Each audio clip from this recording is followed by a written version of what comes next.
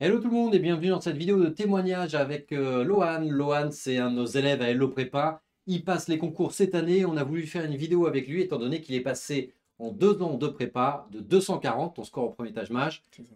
au dernier score qui est de, je te laisse l'annoncer. 527. Donc félicitations déjà à toi Lohan, c'est un score ouf. À mon avis, tu fais partie du top 1% des scores, voire un top peut-être 0,5%. Bien entendu, on parle des nouveaux scores hein, avec plus de points négatifs. Et au cours de cette vidéo, dans un premier temps, on va aborder un peu ton parcours académique, ton parcours extra-académique, même si ça n'impacte pas directement ton tâche mage, mais ma foi un petit peu, parce que toi tu t'es préparé sur 2 ans, donc on va voir comment tu as pu gérer ta préparation au tâche mage avec tes études, parce que tu as fait pas mal de trucs durant tes études. Et ensuite, on rentrera vraiment dans ta préparation tâche mage, aussi bien de ton côté à domicile, avec le grand manuel et tout, qu'avec nous au sein d'Hello Prépa. Lohan, est-ce que tu peux nous dire déjà ton bac, ce que tu fais comme études, voilà, tout ça. Ok, alors moi j'ai eu un bac ES sans mention. D'accord. Derrière, je suis allé à l'UPEC Oui. en licence d'économie-gestion. Tu peux nous dire quelle université c'est, du coup, l'UPEC? C'est l'UPEC Université Paris-Est Créteil. Très bien. Donc voilà, j'ai Donc fait banlieue parisienne, voilà, ça à 94. exact. Derrière, je fais ma Licence de L1, quoi? licence d'économie-gestion. Pardon, tu l'avais déjà dit? Ouais, je l'ai déjà dit, Ouais, ouais. ok, ok, ok, j'étais focus sur l'UPEC, ok, très bien.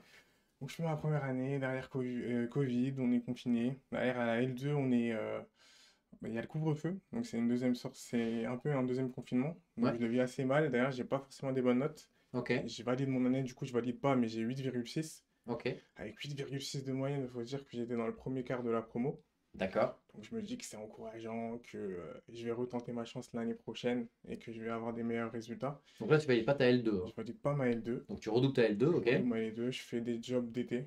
Hmm, J'enchaîne 3 4 jobs d'été en ok, attendant de refaire ma L2. ok. Que malheureusement, à la rentrée de la L2, j'ai beaucoup de problèmes personnels qui font que je peux pas me concentrer à T'es fond. pas dans le délire, ok, t'es pas C'est focus. ça. Je me maintiens un peu à flot, on va dire, sauf que 2 semaines les partiels, j'ai le Covid.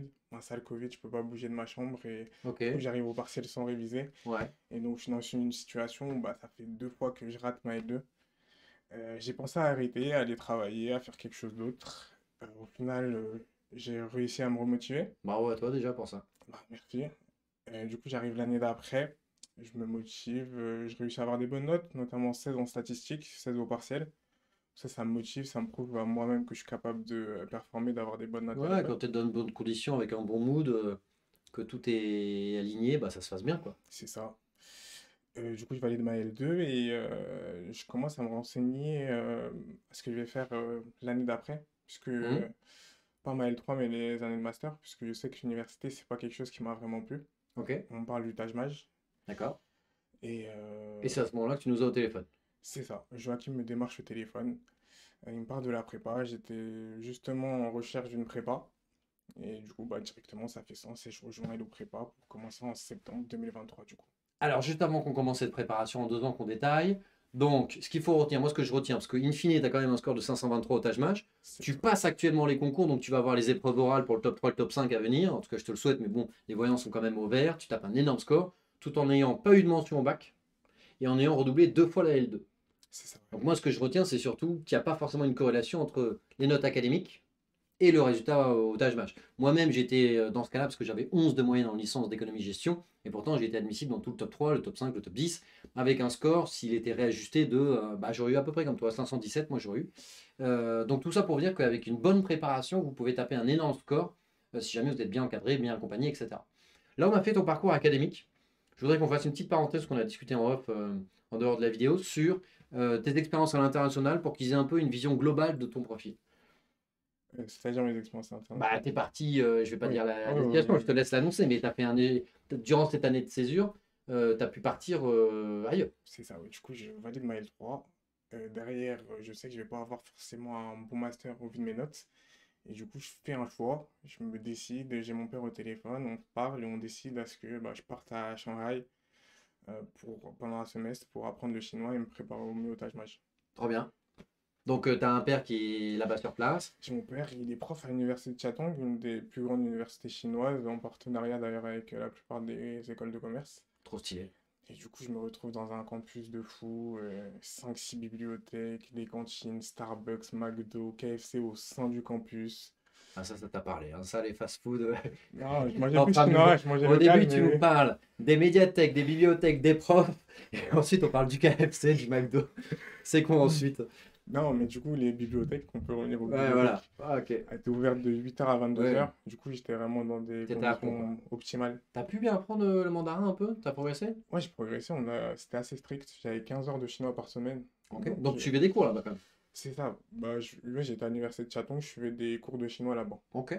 Et du coup, je suis parti de rien. Au final, à la fin du semestre, la prof nous a dit que j'avais l'équivalent d'un niveau HSK2 et que si j'étais resté un trimestre de plus, j'aurais pu viser HSK3, voire 4. Ok. Donc, Donc elle t'avais était de bonnes bases, contente. t'avais les fondamentaux. On avait les fondamentaux, ouais.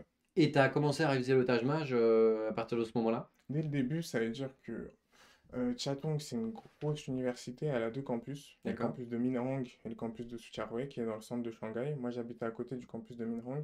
D'accord. C'est comme si je vivais à côté de l'ESSEC et que tous les jours, Sergi, et que tous les Mhm. jours, j'allais Mhm. dans le Mhm. Marais, en plein Mhm. Paris. Ouais. Du coup, j'avais 1h30 de transport, sauf que la fac, elle mettait à la disponibilité des étudiants en bus.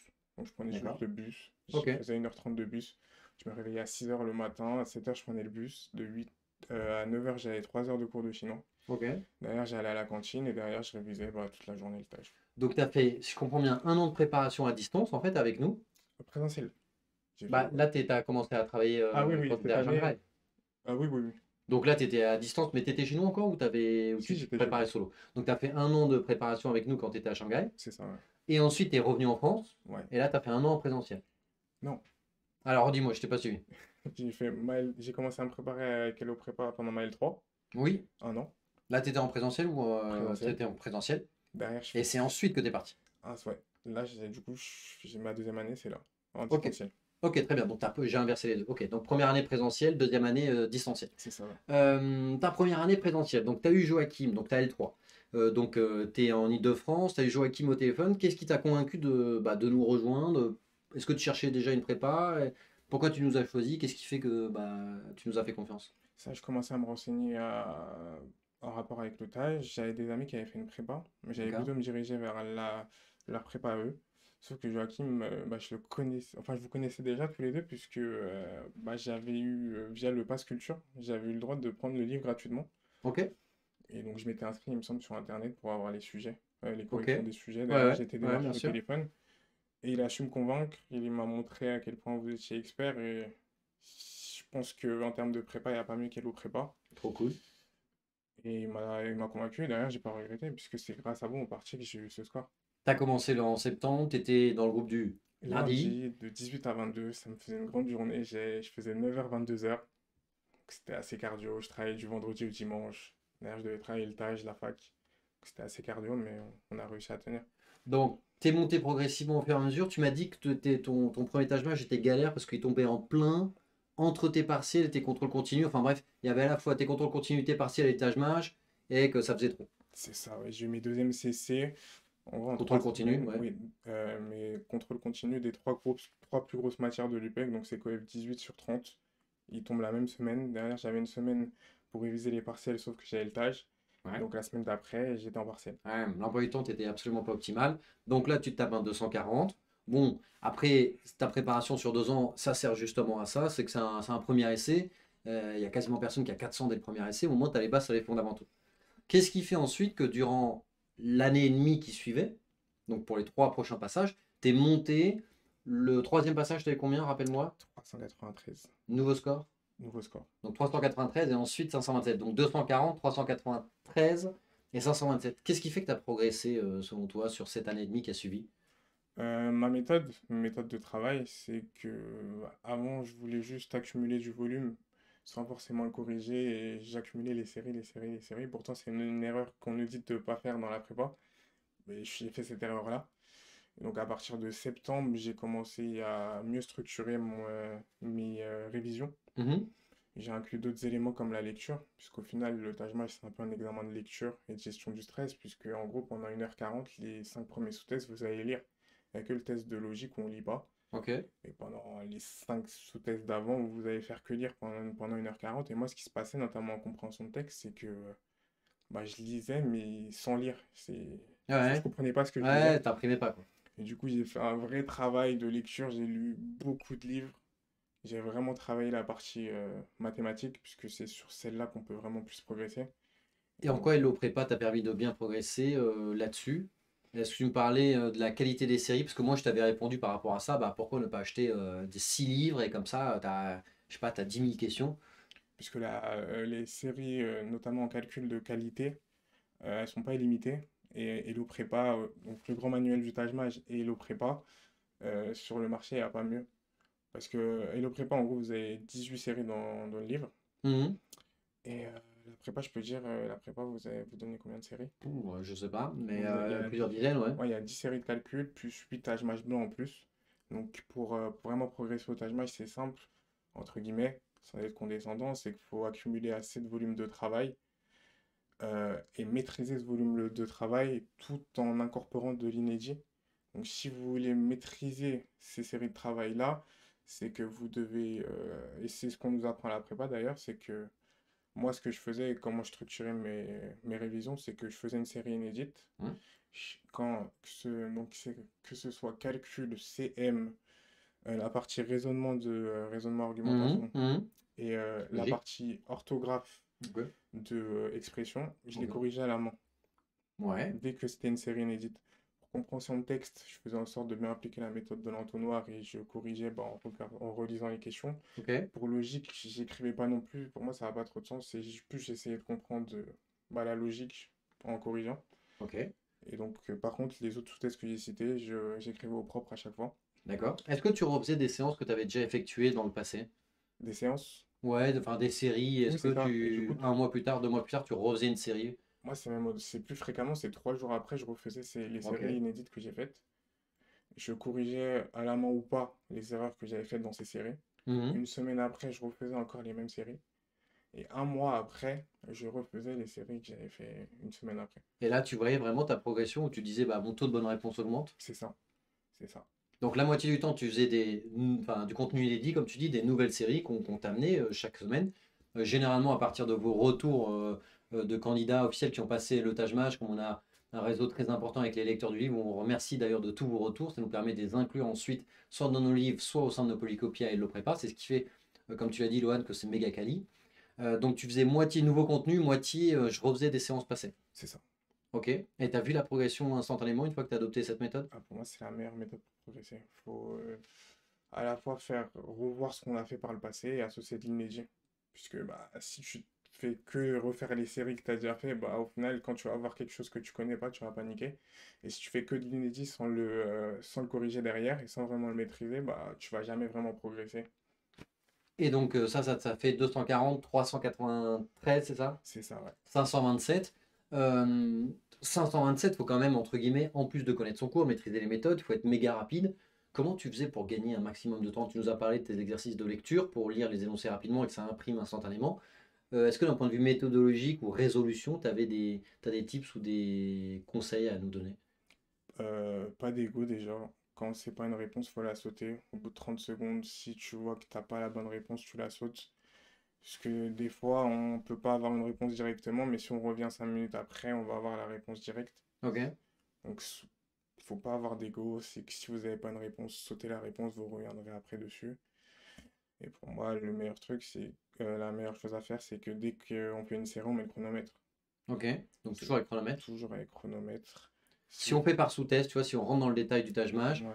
si on fait compréhension de texte, C'est plus long. Et pour moi, c'est plus énergivore. Et d'accord. au final, ce que j'ai moins travaillé, j'ai préféré travailler. Une fois que j'avais bien la méthode de l'entonnoir, j'ai préféré lire que travailler vraiment la méthode de compréhension de texte. Enfin, refaire des sous-tests de compréhension de texte, puisque c'est vachement énergivore, je trouve. Et j'ai privilégié faire réviser les autres sous-tests. Et la méthode de l'entonnoir, ça t'a beaucoup aidé? Tu trouvais ça utile? C'était efficace? Ça Ouais, t'a cadré? C'était quoi? c'est ce qu'il faut faire. Ouais. Donc, la méthode de l'entonnoir, c'est que vous avez 5 questions possibles au Taj Mahal. C'est que 5 d'abord, réponses, ouais. 5 réponses possibles, pardon. Vous allez éliminer 2 à 3 réponses et après choisir entre les réponses restantes. Et t'avais bien tous les critères en tête d'élimination et ensuite de C'est ça. comparaison? Ouais. De toute façon, avant de commencer vraiment à faire des séries, pour moi, il y a un vrai travail théorique et de formules à apprendre qui sont propres à chaque sous-test. C'est pour ça que ce que je conseille, c'est pas de se lancer directement dans le fait de faire des sous-tests. Vous allez perdre des sous-tests pour Hmm, rien. ouais, vous allez les cramer. C'est ça, faut mieux se focaliser, surtout si vous n'avez pas la prépa, puisque nous, la prépa, on a des sous-tests supplémentaires, mais vous, si vous avez que le grand manuel du Taj Mahal, vous avez que 18 sous-tests au final. Donc si Ah, c'est pas vous... mal déjà. C'est pas mal, mais plus vous Ah, avez... c'est un livre, ça va. Oui, Ah, il est déjà gros, hein, il est gros, oui. Mais c'est plus vous avez de... évidemment. C'est mieux.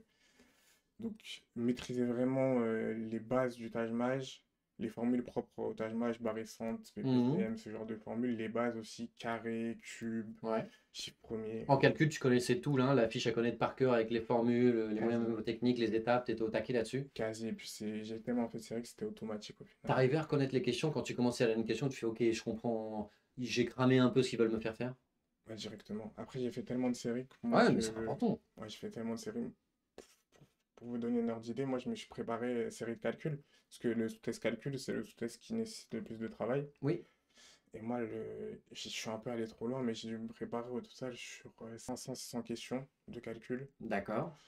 Et Ça fait une quarantaine de séries, quoi. ouais, et j'ai en maîtrisé 500, je pense, sans réfléchir. Ouais, automatiquement. Ouais, il y en avait une cinquantaine, 70 où je devais vraiment réfléchir pour pouvoir répondre. Et 30 qui pouvaient me poser des problèmes où j'aurais pas forcément, je pouvais potentiellement me tromper. Mais ouais, c'est que j'ai accumulé tellement de volume de séries qu'au final, la plupart c'était automatique. Ok. C'est pour ça, là, lors de montage mage 527, les 7-8 premières questions, je les ai eues en moins de 5 minutes, je crois. Non, mais oui, 5 Tu minutes. vas dire, attends, mais c'est le vrai test là ou pas? Donnez-moi le vrai test, je suis pas là pour m'entraîner, moi. Non, puisqu'après, je bloque. À la 8 ou 9e, je bloque, je l'ai pas. Donc Ah, mais t'as justement, je dit, il la faut pas saute. avoir d'ego, faut passer. Ouais, moi, j'ai pas d'ego avec l'otage. Ah J'ai bah, tellement fait de bravo. séries que je Donc tu sais la sautes, que la 8 et la 9, tu la sautes. je saute. Tu reviens dessus après ou pas? Oui, puisque au final, au bout de moins de 15 minutes, elle n'avait pas encore dit la limite, je crois. Moins Mhm. de 15 minutes, j'ai répondu à 11. Les 11, je les ai. Il m'en Mhm. reste 4. Et du coup, bah, j'ai essayé de répondre. Et t'as réussi à trouver ou pas? Il y en a deux que j'ai eu, il y en a deux que j'ai pas eu. Donc 13 sur 15, quoi, ce qui est déjà ouf comme score. Ouais, je suis un peu déçu pour les 15. Ok, oui, oui. Et en sortant de l'épreuve, je me rends compte que j'ai potentiellement une faute. Donc au final, j'en ai eu que 12. Mais voilà. Bon, 12 sur 15, c'est quand même propre. Ouais. Est-ce que tu trouves condition minimale plus difficile que calcul? Non? Non. Tu fais comment avec condition minimale? Parce que on n'a pas les résultats qui nous sont montrés. Ouais. Est-ce que toi, tu avais des trucs où tu disais attention, il faut pas que je tombe dans ce piège, dans cette facilité-là, ou j'ai une méthode en particulier que je fais pour bien répondre? En fait, pour moi, condition minimale, c'est que des définitions. C'est-à-dire? Bah, c'est que des propriétés, c'est que... il n'y a pas de réflexion à proprement parler, je trouve. Je sais pas si tu vois ce que je veux Il n'y dire. a pas de réflexion, oui, il n'y a pas de résolution en tant que telle, parce que tu C'est ne dois pas ça. trouver le résultat. Ouais. Mais est-ce que toi, t'écrivais beaucoup, par exemple, ou tu raisonnais mentalement? J'ai raisonné mentalement. Ok. J'ai fait l'effort de plus écrire parce que justement, les questions compliquées, je réfléchissais pas assez. Et donc, j'étais amené à me tromper puisque j'étais trop en confiance. Donc, les questions compliquées, je faisais l'effort. Ou même certains types de questions, par exemple, les listes. Ouais. Bah, je Liste de listais. carrés, de cubes, de nombres premiers, tout ça, tu veux dire? Ah oui, ou les cubes, des fois. C'est quand on devait. Je sais pas, là, j'ai pas de questions en tête, mais c'est à la fois un cube et un carré. Ouais. Voilà, là, je listais puisque c'est plus facile de répondre comme ça. Ok. Et il y a certaines questions où oui, il fallait lister, mais sinon, en vrai, j'écrivais pas vraiment. Et pour moi, c'est plus facile que calcul. Pour moi, le pire sous-test, c'est calcul. Ok. Logique. Non, Comment ça a été logique? Tu as commencé par la partie graphique ou tu commençais par les je croisements de commence lettres et de toujours chiffres? par dans l'ordre. Ok. Je commence toujours dans l'ordre. Logique, ça a été, bah, c'était compliqué. Dans mes précédents engagements, j'ai pas vraiment eu des bons résultats dans la partie graphique notamment, donc j'ai fait un vrai travail dessus. Ouais. Là, ça s'est bien passé et le logique qu'on a eu pour le coup, je l'ai trouvé assez facile puisque c'était que des carrés, des cubes. On n'a Ah pas ouais? eu tant Ah, de en logique cheminement que graphique? ça. Ouais. Non, En croisement de lettres et de chiffres? ouais, c'était que des. J'ai l'impression. Après, je me souviens pas des questions que j'ai répondu vite. Je me rappelle que des questions que j'ai pas eues. Ouais. Donc, je sais qu'en graphique, j'ai une question avec des carrés. Oui, peut-être. Oui, et j'ai toujours eu du mal avec les questions avec les carrés. C'est dans un quadrillage, plusieurs carrés, il faut Ah, regarder le genre des déplacement. échiquiers et tout. Ouais, j'ai Ok. toujours eu du mal avec ces questions-là, donc je sais que bah, au bout de 15 minutes, j'avais fini, il me restait que cette question-là. Ok. Je sais pas si je l'ai eu ou pas au T'as final. répondu au hasard quand même? Ouais, toujours, bah, il n'y a pas plus de points négatifs, donc Non, non, bien sûr, bien sûr, bien sûr, bien sûr. Donc, tu es sorti de ce Taj-Mahal, est-ce que tu t'es dit, donc tu as raison, parce qu'à mon avis, ça devait être une question nouvelle, parce que chaque année, la nouveauté tombe dans la partie graphique, hein. Donc, soyez pas surpris, les croisements de lettres et de chiffres, il y a zéro nouveauté. vous pouvez vraiment trouver 100% des solutions si vous appliquez bien nos méthodes. Dans la partie graphique, 7 sur 8 ou 6 sur 7. Pareil, on aura vu les méthodes, il y en a toujours une ou deux totalement nouvelles. À mon avis, ça devait être ça, parce que des échiquiers, on en fait un peu, et là, tu te dis, bah, j'ai testé, il n'y a rien qui sort. Bah, pour le coup, je crois que c'était pas une inédite, mais j'ai du mal avec. Ah ouais? Ouais, Ah bah c'est de ta faute, alors. ouais, c'était un classique et je l'ai pas eu. Bon, bah, toi, t'as eu 527 quand même. Donc c'est quand même ouf. On t'annonce qu'il y a les résultats qui sont publiés, tu te connectes à ton espace candidat. Bon, on m'a même pas annoncé, j'en pouvais plus d'attendre, je me connecte sur l'espace. Ouais, le hasard fait que c'était en ligne. Ouais, et je vois 527. Ouais. T'étais content? J'étais plus soulagé que content. C'est plus les gens Ouais, autour de moi qui sont contents ok. que moi-même, je réalise pas vraiment encore, je pense, je m'attendais pas à ce score-là. Ouais, c'est plus du soulagement, j'ai beaucoup travaillé, donc c'est plus du soulagement que être content. Premier sentiment qui m'est venu. Ok. Est-ce que tu as déjà passé ton TOEIC là parce que là, tu es au milieu de ton année de concours. Le TOEIC, tu l'as fait ou pas? Je l'avais fait l'année dernière, D'accord. j'ai eu 970 mon premier passage. Donc c'est plus que bien. Ouais. Ok. Est-ce que tu as fait le dossier aussi avec nous? CV, lettre de motivation, peut-être les essais pour les SEC, des choses comme Moi, ça? j'ai pas encore fait les essais, je vais les faire, mais D'accord. j'ai déjà fait le CV, et j'ai fait l'aide de motivation SCP. D'accord. Comment ça s'est passé? Est-ce que tu trouves qu'il y avait un avant et un après? Super, c'est grave pertinent. Il nous explique ce qu'il faut changer et pourquoi est-ce qu'il faut les changer. Et ouais, on remarque que le CV il est beaucoup plus beau, que ce soit dans les détails ou dans le contenu. Mhm. Et lettre de motivation, la même chose. C'est Hugo Jean son prénom, c'est Oui, ça? J'ai Hugo fait Jean, ouais, la lettre de diplômé de motivation. l'ESCP qui est dans notre équipe. Et justement, j'ai fait ma lettre de motivation avec lui. Il a pu m'apporter des noms d'assaut. On sent vraiment l'expertise derrière et c'est un vrai plus de la prépa aussi. Le dossier. Ouais. Ok. Donc, ouais, je suis très content. Est-ce que tu estimes que la prépa, ça t'a fait gagner du temps, que c'est une charge de travail supplémentaire? Tu le vois comment? En quoi ça, c'est vraiment bénéfique dans ta préparation tout au long de cette année, de ces 2 ans? Bon, c'est tout sauf une charge de travail supplémentaire. Au contraire, ça nous donne plus d'outils tout en nous permettant de se concentrer sur l'essentiel, nous donnant des méthodes, nous indiquant ce qui est préférable de réviser. Mhm. Avant le changement de page-mage, on mettait en point des stratégies de questions. Mhm. C'est qu'en compréhension de texte, tu dois répondre entre 9 et 11. Mhm. Ouais, bien sûr. Plein de petits tips comme ça, donc c'est un vrai plus. La prépa, je pense que le vrai plus, j'ai pas eu encore l'occasion de le faire, mais ça va être le dossier avec les oraux. Ouais. Donc, je suis très content. Toi, ton objectif là, c'est tenter d'accrocher un top 3. Oui, Donc le plan A', c'est le top 3, le plan A, c'est le top 5. c'est ça.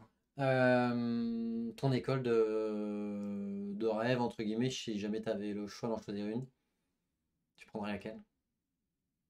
Tu candidates à HEC ou pas? Ça dépend, je vais refaire un TOEIC, ça dépend de ce TOEIC-là. Ok. Donc je suppose que tu allais me dire HEC, c'est ça?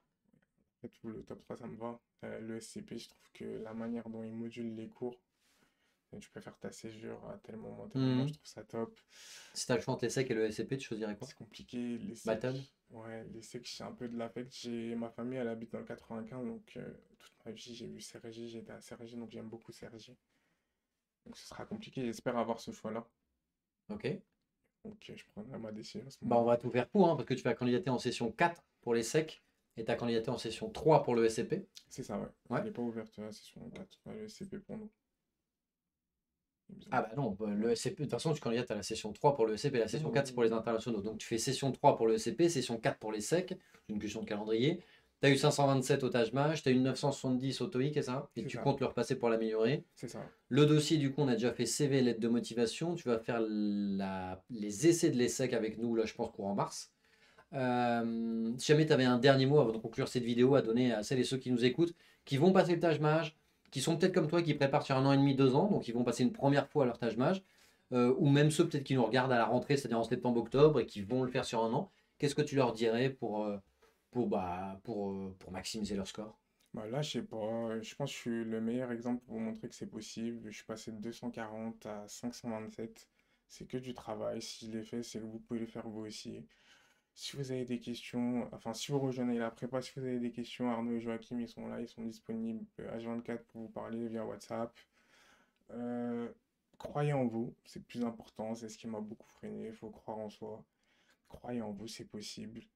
Prenez-vous à l'avance pour préparer le Taj Mahal ou Mhm. tout le projet. Parce que ça Ouais, a c'est été un de vrai. mes défauts. J'ai pas de stage, j'ai pas. Je me suis pris à l'arrache à chaque fois. préparer en amont, commencer le plus tôt possible à travailler le tâche mage, puisque plus vous passez de tâche mage, plus vous diminuez vos risques et plus vous avez de chances d'avoir un bon score derrière. T'as raison. Donc voilà, vous allez le faire. Bon, bah merci à toi, Laurent, pour tous ces conseils. On espère que ça vous aura aidé et surtout que ça vous aura donné un peu le fighting spirit pour tout simplement continuer à bien vous accrocher, quel que soit votre premier, votre second score. Si vous passez 3-4 fois, c'est vraiment un avantage, comme l'a dit Lohan. Regardez, il a eu 527 et pourtant, ce n'était pas sa spécialité de base, mais avec une bonne organisation, en étant bien accompagné et une bonne dose de travail, ça se fait totalement. Si jamais vous avez des questions, vous nous les posez dans la description de cette vidéo ou vous pouvez nous écrire en MP ou en DM. On est vraiment 100% disponible. Et on vous dit à très bientôt. Salut à tous.